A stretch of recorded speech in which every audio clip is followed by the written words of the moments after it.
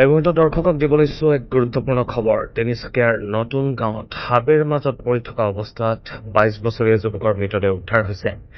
মৃত যুৱকজন সমীৰ গোহাঁই বুলি চিনাক্ত কৰা হৈছে। ঘটনা সন্দৰ্ভত আৰক্ষীৰ তদন্ত আৰম্ভ। মৃত্যুৰ কাৰণ এতিয়ালৈকে জানিব পৰা হোৱা নাই। কোনে কিয় কি কাৰণত নে কোনোবাই পৰিকল্পিতভাৱে সমীৰ গোহাঁই নামৰ 22 বছৰীয়া যুৱকজনক হত্যা কৰি হাবিৰ মাজত পেলাই থৈ যোৱাৰ সন্দেহ স্থানীয় ৰাইজৰ।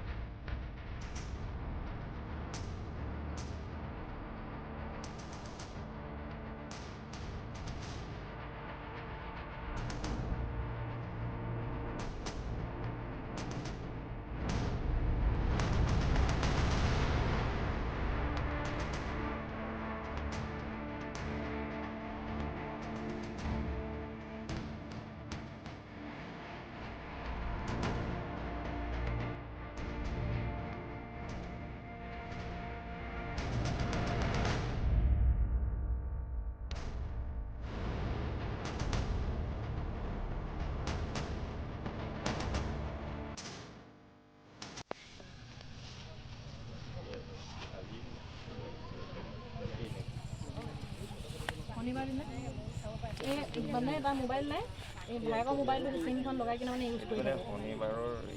অঁ, শনিবাৰৰ পৰাই সি নাই মানে 8টামান বজাৰ পৰাই নাই, 7:50 মানে ইভিনিঙত।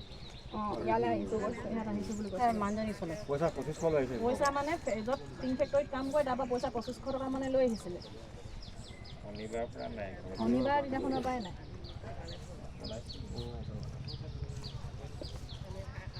চলোৱা নাই মানে ডেকা ল'ৰা কথা